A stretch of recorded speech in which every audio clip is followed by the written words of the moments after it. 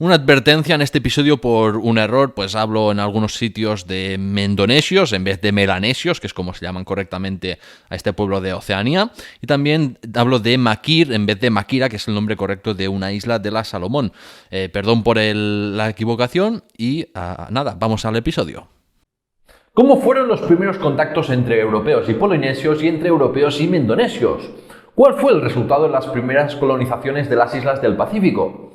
Soy David Cot y hoy en Memorias Hispánicas veremos la trágica historia de las dos expediciones de Álvaro de Mendaña y de su mujer Isabel Barreto, la primera mujer almirante de la historia.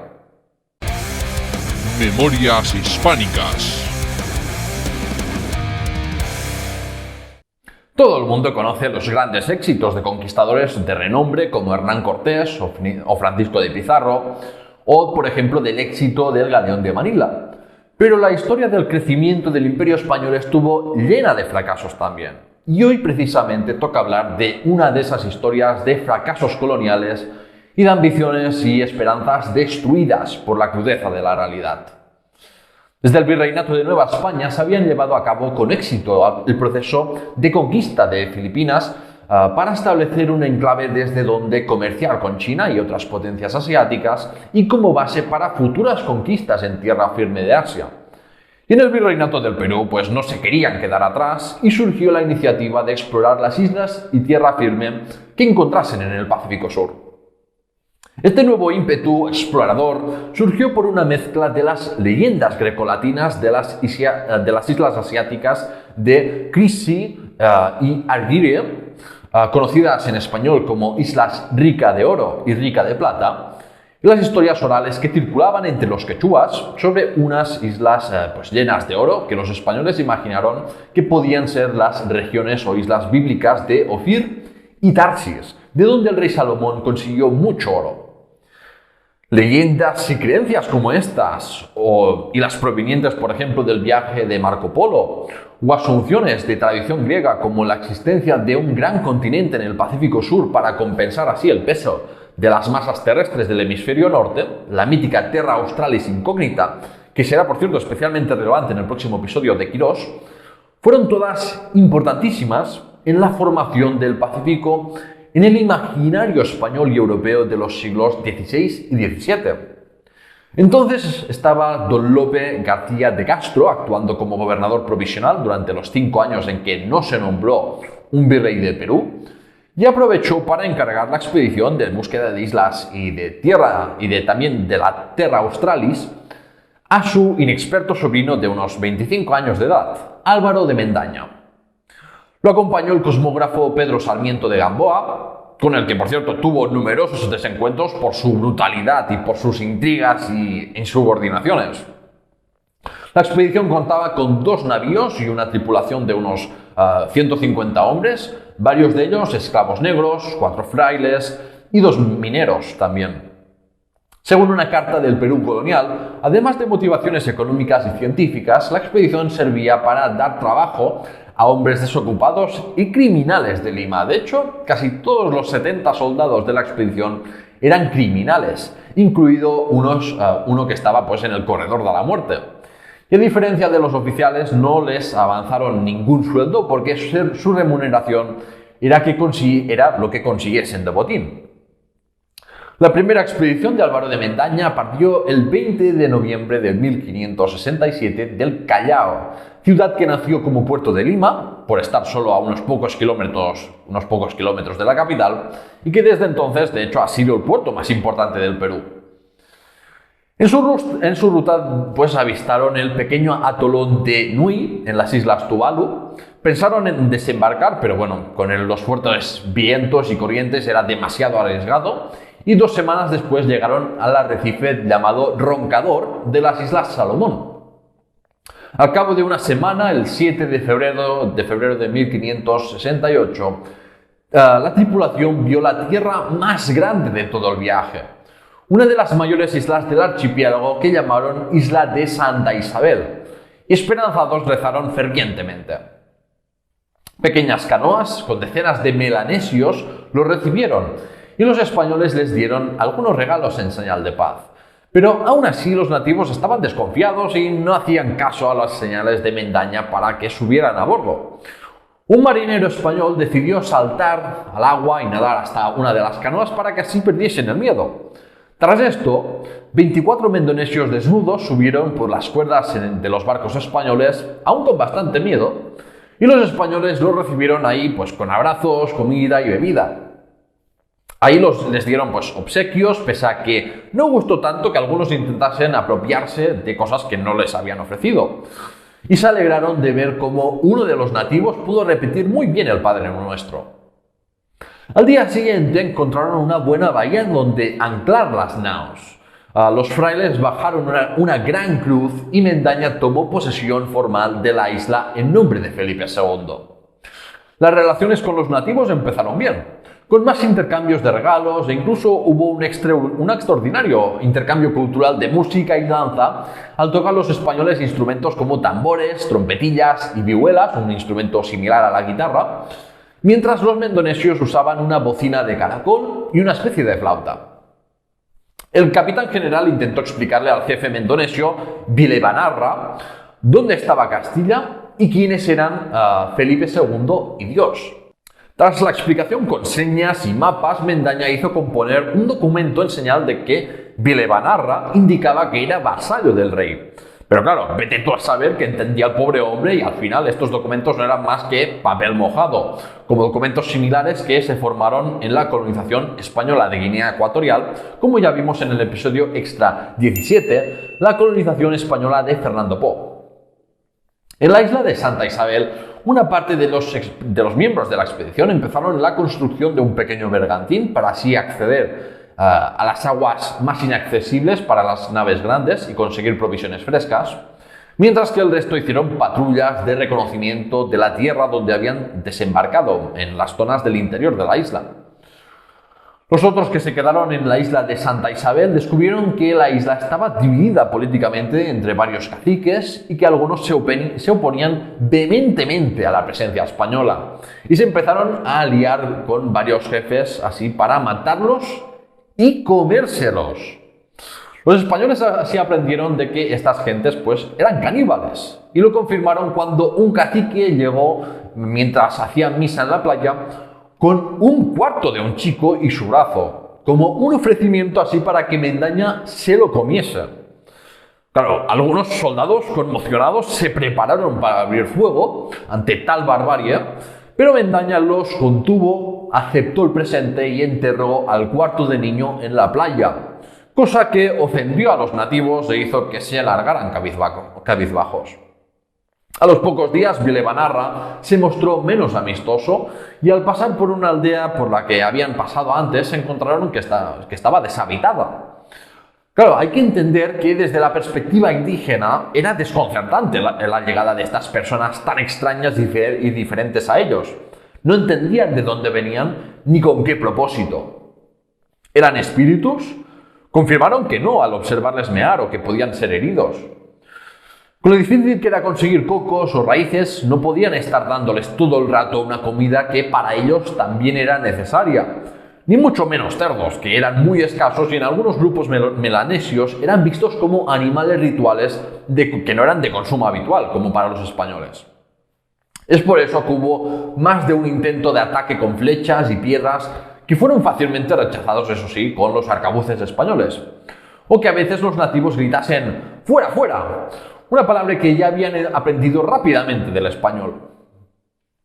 Por ejemplo, Pedro Sarmiento de Gamboa comandó a una veintena de hombres como patrulla de reconocimiento por el interior de Santa Isabel.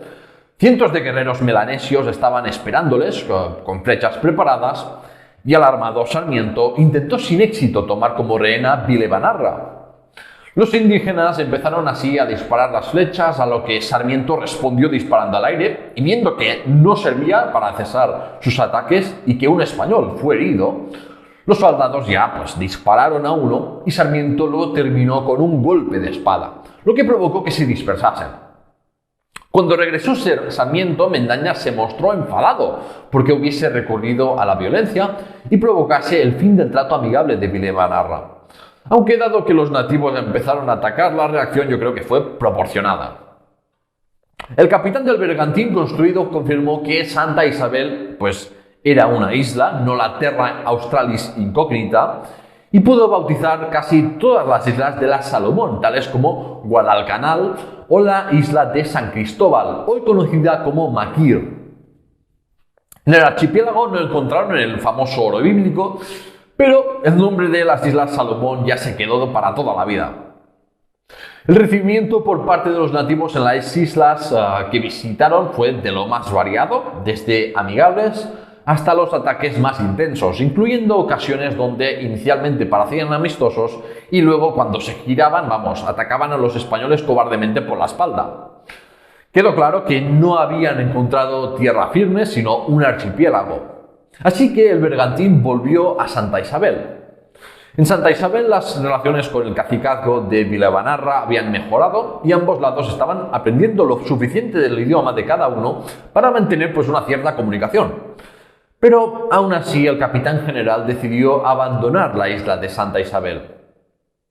A los 5 días se plantaron en la isla de Guadalcanal, en el puerto donde hoy se encuentra la capital de las Islas Salomón, Honiara. Varias canoas los fueron a recibir y abordaron la nao principal, donde fueron recibidos de manera hospitalaria. Así que, ante la actitud aparentemente amigable de los nativos, Mendaña y sus hombres desembarcaron y celebraron una misa, mientras cientos de nativos los observaban y a los españoles hacían señales de paz para que se acercasen y no tuvieran miedo. Pero a la que los españoles les dieron la espalda para irse, empezaron a gritar y atacaron, y de nuevo terminaron dispersándose a los pocos tiros. Mendaña, junto a 15 hombres, exploró durante unos días el interior de Guadalcanal y observó con asombro lo poblada que estaba, con cultivos y aldeas esparcidas por las colinas, la isla. Una situación que contrasta con la pérdida de población de siglos después causada por el contacto con los europeos y las enfermedades de las que no eran inmunes. La violencia escaló a la que un grupo español que buscaba agua fue atacado y casi todos fueron asesinados y desmembrados, y solo un esclavo negro pudo escapar. La humanidad y pacifismo habitual de Mendaña desapareció tras este ataque y la venganza española fue grande, pues Mendaña y Sarmiento quemaron cientos de casas y mataron, ejecutaron y desmembraron también a los nativos que pudieron pillar. No todos en la expedición se comportaron igual. Por ejemplo, un capitán noble llamado don Hernando Enríquez, de hecho el único don de la expedición, tenía un espíritu más caballeresco, nunca atacó a los nativos antes de que estos lanzasen sus flechas y siempre que pudo intercambiaba cosas con los mendonesios. Este liderazgo inspiró a los que estaban bajo su mando, aunque también provoca la furia de otros compañeros con menos sensibilidad justiciera. En cualquier caso, para julio soltaron el ancla al sur de la isla de San Cristóbal, actual Maquir, y se hicieron dueños de un asentamiento mendonesio que tomaron como campamento, a sabiendas de que los nativos estaban cerca y que si salían del campamento serían atacados. Hicieron tareas de reparación de barcos y el capitán general Álvaro de Mendaña reunió a los hombres de la expedición para que expresasen libremente si querían quedarse en la isla o bien continuar con las exploraciones más al sur como él quería, con la expectativa obviamente de encontrar tierra firme. Uno de los capitanes expresó que pese a las reparaciones, las naves no estaban en condición de pasar por aguas inexploradas y arriesgarse a la aventura. Y además buscar comida cada vez era más difícil porque los nativos sabían que era lo que más necesitaban los españoles. Había ya muchos enfermos y heridos y quedaba muy poco plomo y cerilla que eran necesarios para los arcabuces. En la votación solamente los mineros esperanzados de encontrar oro y algunos soldados votaron por formar una colonia y la mayoría vio que esto ya era imposible dadas las condiciones adversas. Mendaña inició el viaje de regreso y en su vuelta los navíos recalaron en la isla de San Francisco, actual isla Wake. Pero las corrientes y tempestades no facilitaron la vuelta y en vez de dirigirse por el Pacífico Sur hasta Chile, los marineros convencieron a Mendaña que esto era una locura y mejor era cruzar el Ecuador y tomar la ruta norte para llegar a Nueva España. Durante el trayecto, una de las naves casi se hunde por las tormentas y la enfermedad del escorbuto afectó a muchos tripulantes, pero finalmente llegaron a Nueva España y milagrosamente, con muchas reparaciones, pudieron también regresar hasta el puerto del Callao en septiembre del 1569, 2 años después de la partida. Las autoridades españolas mantuvieron bastante en secreto el descubrimiento de las Islas Salomón, pero aún así, por el boca a boca circuló el conocimiento sobre ellas y se dibujaron en mapas de la época, aunque tardaron décadas en volver a ser visitadas por europeos porque tampoco había manera de estimar de manera correcta las distancias en aquella época. La valoración de la primera expedición de Mendaña no es muy buena. Al fin y al cabo, Mendaña no pudo establecer una colonia, no encontró especias ni metales preciosos, no convirtió a los melanesios, ni tampoco encontró el gran continente lleno de riquezas que se suponía que estaba en el hemisferio sur. Aún así, siguió creyendo en que Terra Australis Incógnita estaba ahí y se obsesionó con ser el hombre que pasaría a la historia por descubrirla y conquistarla para mayor gloria de España. Bien pronto, Álvaro de Mendaña realizó las gestiones para conseguir la autorización de la corona para preparar una expedición de exploración del Pacífico Austral. El problema es que su tío ya no estaba como gobernador interino del Perú y el nuevo virrey veía a Mendaña como nada más que un charlatán y no estaba satisfecho con los resultados de la primera expedición, que calificó como un gigantesco malgasto de recursos. Además de que con razón decía que ya tenía suficiente trabajo la corona en Perú para convertir a los nativos peruanos como para justificar más aventuras expansivas. Tampoco ayudó que Pedro Sarmiento de Gamboa se dedicase a enviar cartas al rey y entrevistarse con el virrey para criticar el liderazgo de Mendaña. Las cosas de palacio van despacio y al cabo de 5 años, en 1574, Mendaña consiguió la capitulación en la que se le nombraba adelantado y gobernador de las islas y tierra firme que descubriese en el Pacífico Sur. Durante años, Álvaro de Mendaña tuvo una autorización real que en realidad era papel mojado, porque las autoridades coloniales no lo financiaban y obstruyeron sus planes, incluso hasta el punto de ser brevemente arrestado en Panamá y Perú. El corsario inglés, por no decir pirata, Francis Drake, aprovechó la falta de buenas defensas de Hispanoamérica para atacar las costas y hacer pillaje. Y eso también afectó negativamente los planes de Mendaña, porque claro, había otras prioridades y había temores de que si se fundaban colonias en islas del Pacífico, podrían ser fácilmente ocupadas por los ingleses. Y no olvidemos que por la década del 1580 la monarquía hispánica se declaró en bancarrota por no sé qué vez, pero vamos, ya llevaban varias veces, y cada vez era más difícil defender las posesiones tan dispersas del imperio. No fue hasta que García Hurtado de Mendoza fue nombrado virrey del Perú que Mendaña pudo convencer al virrey para preparar una segunda expedición más ambiciosa que salió del puerto del Callao en abril del 1595. En esta operación fue clave que Álvaro conociese a Isabel Barreto, una joven de alta cuna y amiga de la esposa del virrey. Los padres de Isabel la hicieron casar con Mendaña y se usó la dote para comprar uno de los galeones y varios pertrechos de guerra. Esta vez la expedición contaba con 2 galeones, la nao capitana San Jerónimo y la Santa Isabel, 2 naves además más pequeñas y una tripulación de 378 personas, en las que, aparte de marineros y soldados, había un centenar de mujeres, niños y esclavos con la ambición de fundar una colonia permanente en las Islas Salomón. El adelantado lo acompañaba su mujer Isabel Barreto y varios hermanos y hermanas de su esposa, porque en gran medida era una expedición financiada de manera privada por los Barretos. Y si habían arriesgado tanto, era porque esperaban convertirse en la familia más prominente de los territorios a conquistar. Mendaña ya no era el joven sin experiencia de 25 años, sino que estaba ya en sus 50. Aunque decir verdad, entre todo ese tiempo no parece que hiciese nada en especial que lo cualificase para liderar una expedición. Y el piloto mayor de la escuadra era Pedro Fernández de Quirós, que veremos con su propia expedición en el próximo episodio de esta serie de la Oceanía Española. Pasaron unos 2 meses bordeando la costa del Perú hacia el norte y adquiriendo los abastecimientos necesarios antes de salir a alta mar. Y en julio descubrieron el mayor archipiélago de la actual Polinesia francesa, las Islas Marquesas, bautizadas así por Mendaña en honor a su patrón, el virrey García Hurtado de Mendoza, marqués de Cañete.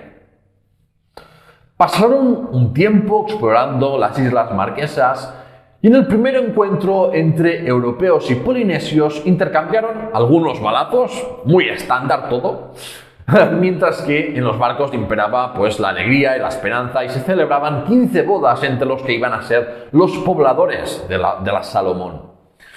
En esta segunda expedición los encuentros con los indígenas solían ser más violentos que en la primera.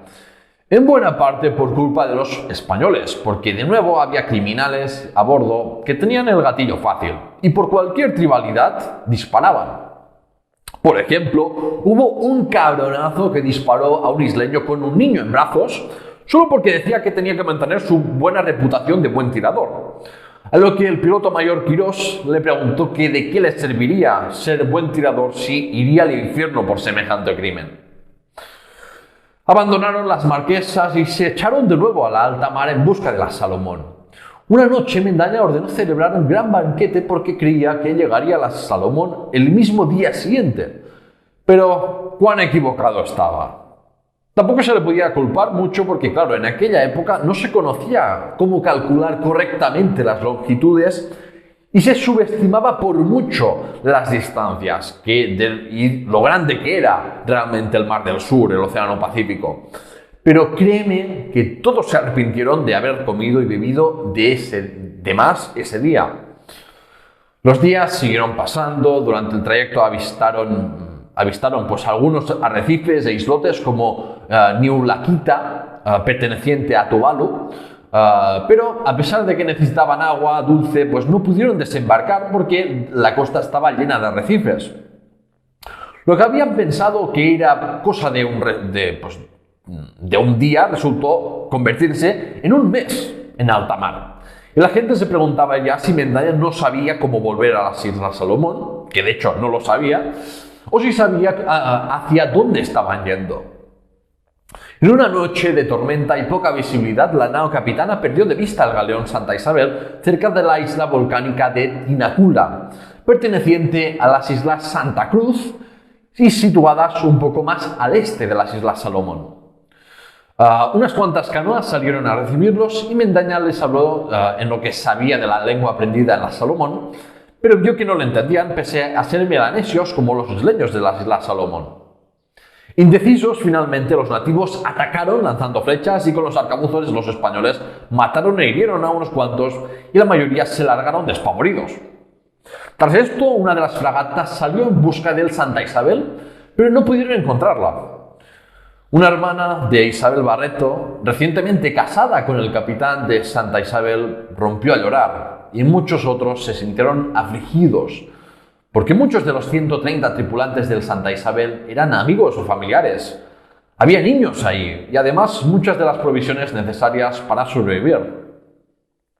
La tragedia, pero, solo estaba empezando. En septiembre fondearon la costa norte de las Islas Santa Cruz y se inició la fundación de una colonia en la Bahía Graciosa de la isla Nendo, donde hoy hay un aeródromo. En varias campañas arqueológicas se han encontrado en Bahía Graciosa cerámicas españolas, restos de un suelo rectangular típico español frente al circular de los isleños y una franja que pudo formar parte de un sistema defensivo. Sin embargo, el paisaje puede haber cambiado mucho desde entonces y haberse perdido para siempre elementos del sitio de la primera colonia española de Oceanía, porque los terremotos, tsunamis y inundaciones son frecuentes ahí. Las relaciones con los indígenas empezaron bien, se intercambiaron muchos regalos y los españoles les mostraron espejos y qué había debajo de sus ropas, todo esto entre risas.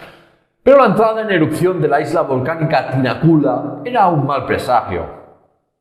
La expedición iba acompañada de 4 frailes franciscanos, pero Mendaña personalmente conversó con lengua de signos con jefes nativos de Santa Cruz para hablarles de Dios. y el adelantado ordenó el respeto a las propiedades y tierras trabajadas por los indígenas. Esta decisión no gustó a parte de la expedición, que consideraba que con lo que habían sufrido a lo largo de toda la travesía, pues era legítimamente suya la isla. Mientras tanto, las tareas de construcción de chozas prosiguieron tranquilamente y no había problemas de provisiones, porque intercambiaban con los nativos de la aldea más cercana nueces, cerdos, raíces o frutas como cocos o también frutipanes. Sin embargo, la insatisfacción y ánimos de sedición aumentaron y hubo algunos que pidieron a Mendaña abandonar la isla y buscar un lugar más adecuado para formar una colonia.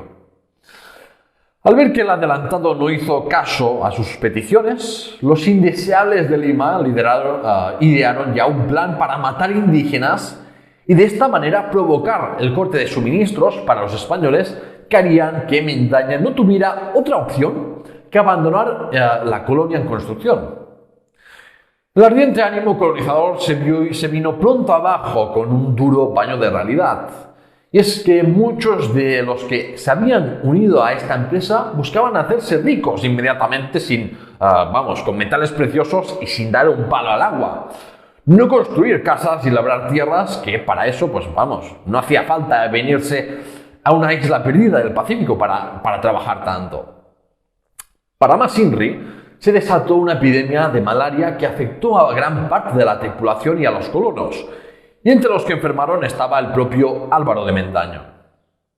El piloto mayor Pedro Fernández de Quirós tuvo que salir y enfrentarse al enfado y las demandas de los miembros de la expedición, y algunos soldados fueron a por su espada y casi sería gordísima. Pero los ánimos terminaron por calmarse esa noche. La probabilidad de motín era ya tan alta que el adelantado decidió atacar primero y acabar con el problema de raíz.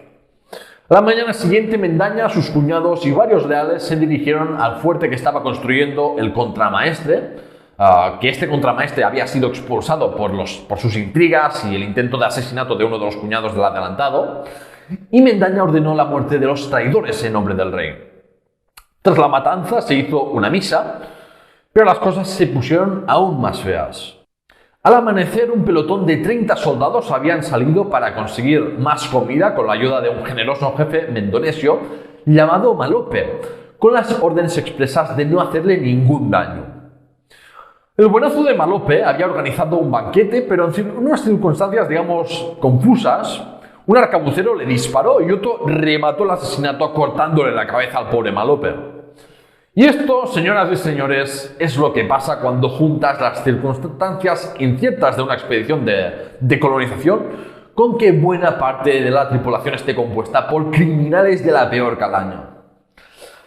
Al regresar, los soldados fueron arrestados, el alférez a cargo fue ejecutado y su cuerpo arrojado al mar.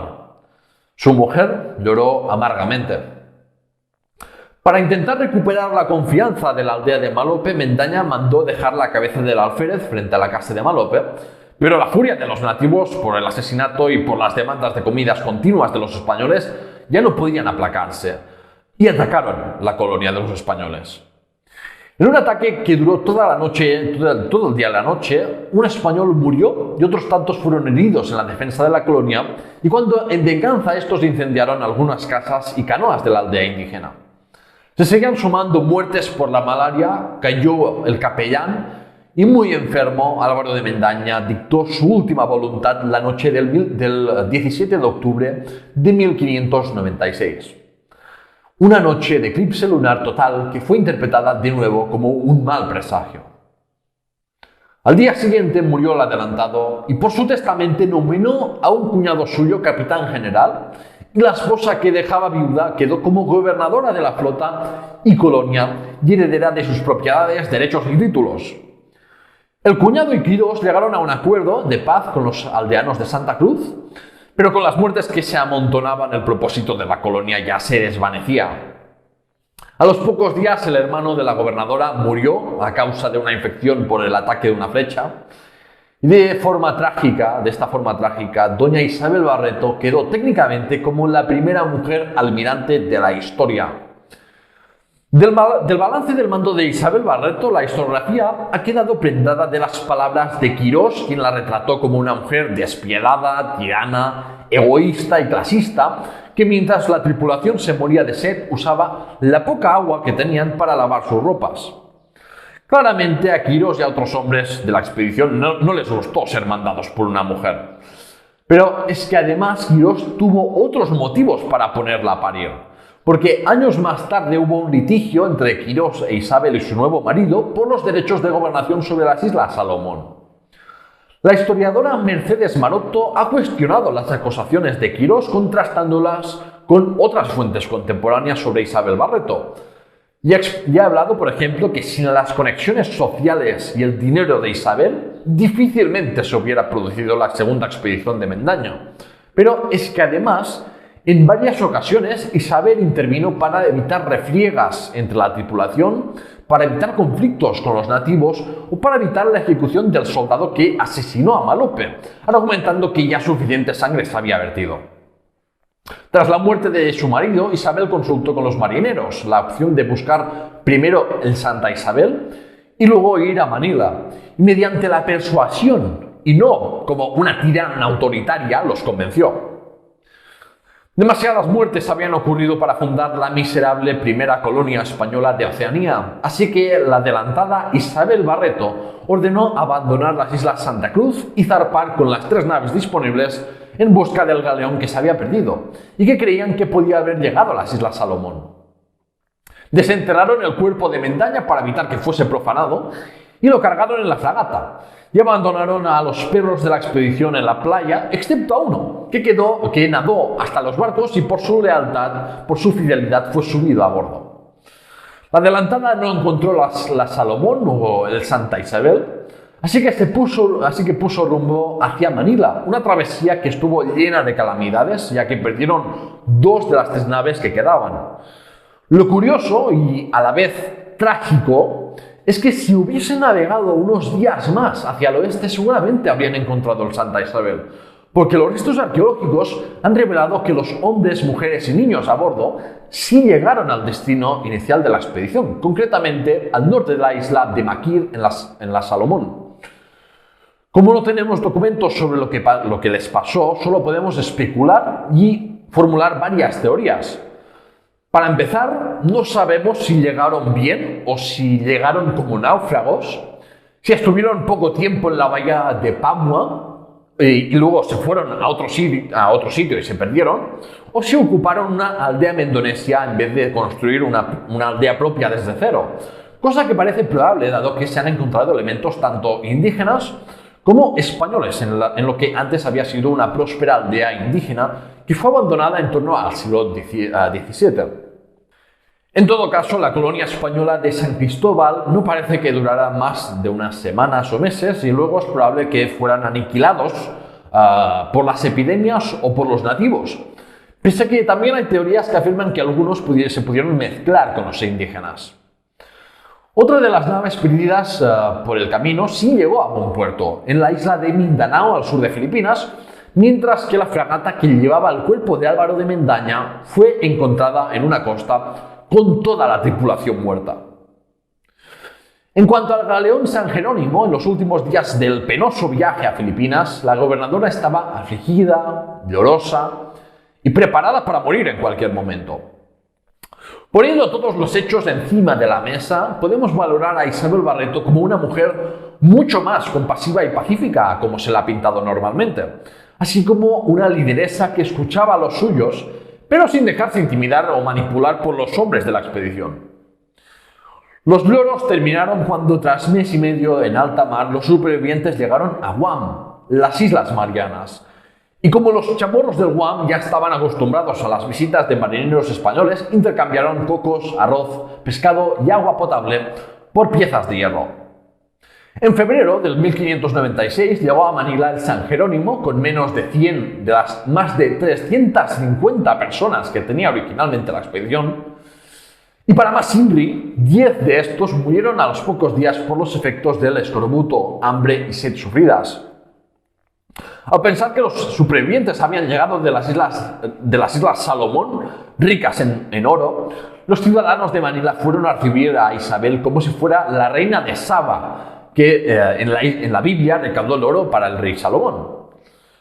Pronto, pero vieron horrorizados que la mayor parte de la tripulación estaba enferma y esquelética, así que fueron acogidos con hospitalidad en casas particulares. Había un déficit de mujeres en Manila, así que las solteras viudas del San Jerónimo no tardaron la mayoría en volverse a casar, incluida Isabel Barreto, que tras solo 2 meses en Manila se casó, esta vez por iniciativa propia, con el primo del gobernador de Manila, Luis Pérez Dasmariñas. La pareja viajó a Nueva España trayendo mercancía china, tuvieron un hijo antes de que el marido tuviera que volver un tiempo a las Filipinas, y parece que un tiempo después regresaron o a España o al Perú, donde Isabel sería enterrada.